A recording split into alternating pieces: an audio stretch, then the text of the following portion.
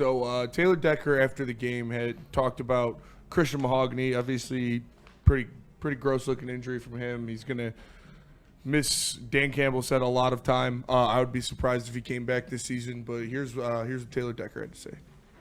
Yeah, in that kind of situation.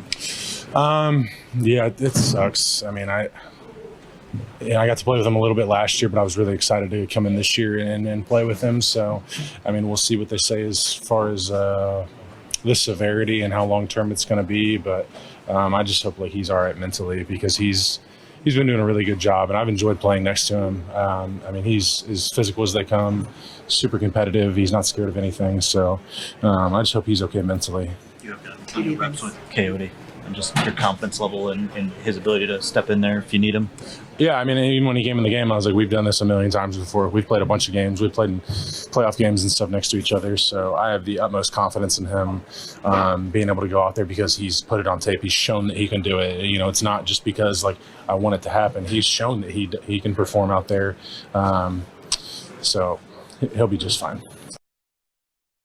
Is Taylor Decker talking about Yodi filling in for Christian Mahogany, who's going to have to miss a lot of time with the ankle or knee injury or whatever it ended up being when his leg whipped around there and caught somebody's shin.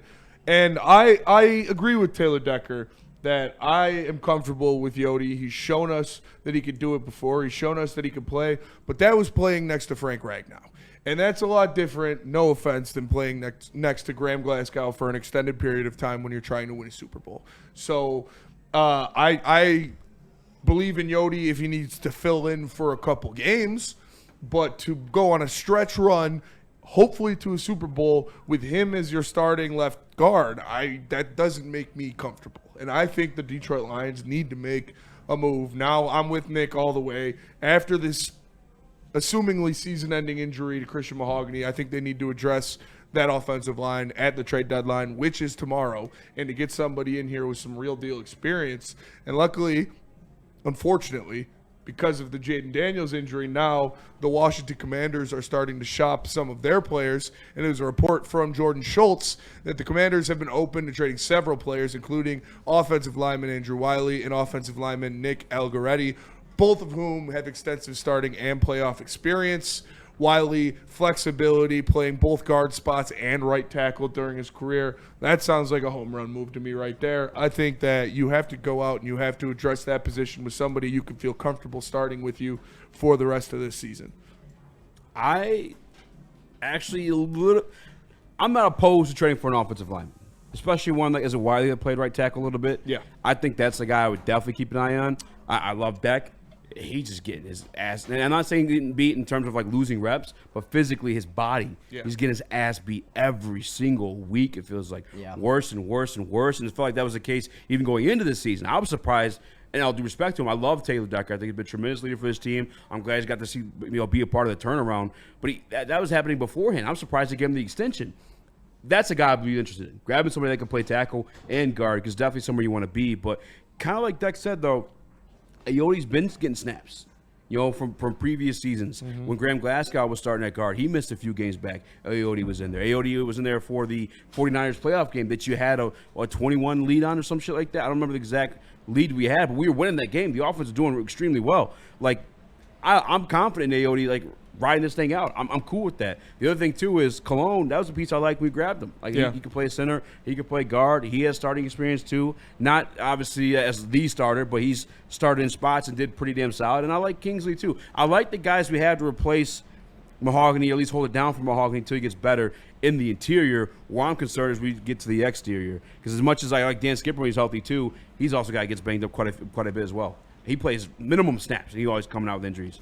Yeah, and Wiley, I'm looking at it right now, played right tackle all of last year, 14 games, 14 starts. He only had 3 penalties. In 2023, he played 15 games. It just says offensive line, so I assume at tackle and at guard, and he only had 3 penalties. And in 2022 for Kansas City, he started 17 games at right tackle, and he only had 3 penalties. This is a guy that I think you should move on if he is truly available. He gives you more flexibility on that offensive line. And when you look at what happened yesterday, it wasn't just Christian Mahogany going down for possibly the rest of the season.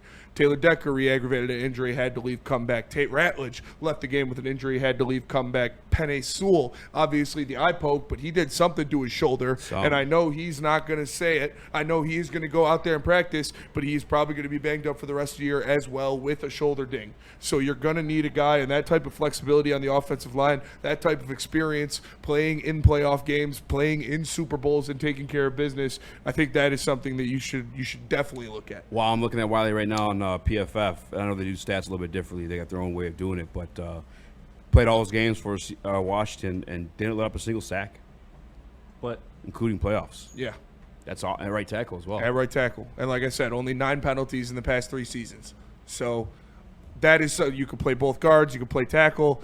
I think that is, if I had one name that I would look at to add to this team at the deadline, it would probably be Andrew Wiley.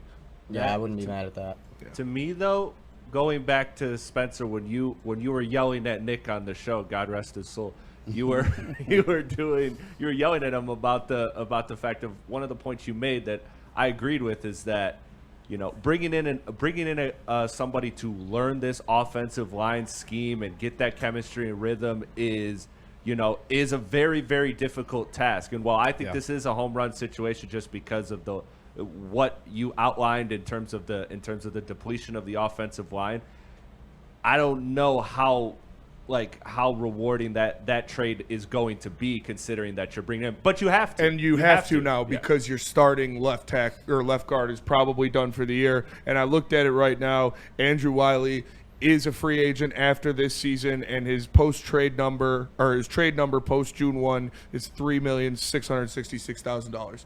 Brad Holmes needs to make this trade because they said they're shopping him. He is available, he is flexible, he is good at his job, and he's not going to cost you a lot of money. This is something that Brad Holmes should do.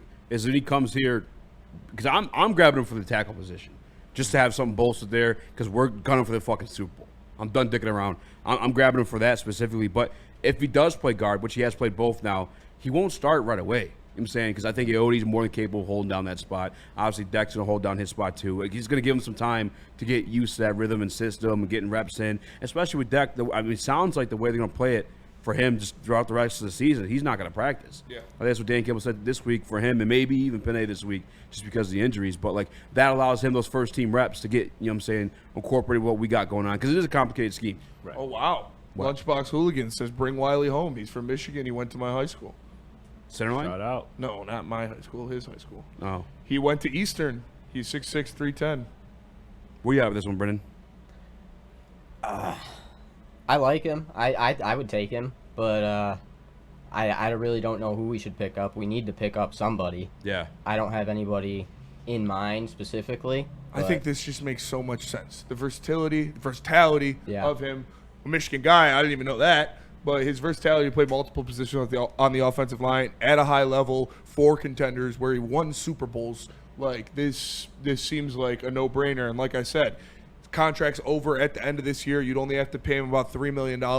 That's not bad. I think you can't really ask for much better than that. What's the price, Spencer? You're thinking? 7th round pick. Yes. How old is he? He's 31, so probably a little higher than that. Oh, he's 6th 31? round pick. Yeah, 6, 7. I would give a 6th round pick, or I would even go a 5th round pick, honestly. It's got 2 Super Bowl rings. Yeah. I'm down. Yeah, I'm down. I thought he was a little younger than 31, but Yeah. I mean, 31. that's not bad. Not for an offensive lineman. It's not too bad. That's not He's too bad. 31, but- that's why I'm saying that. Near 40. Still in my mid-late 20s. When we get back, some stuff did happen at the trade deadline. Howie Roseman. Say what you guys want. My man is 2 Super Bowls. Yeah. Put you that way. We'll talk about that and more, but first,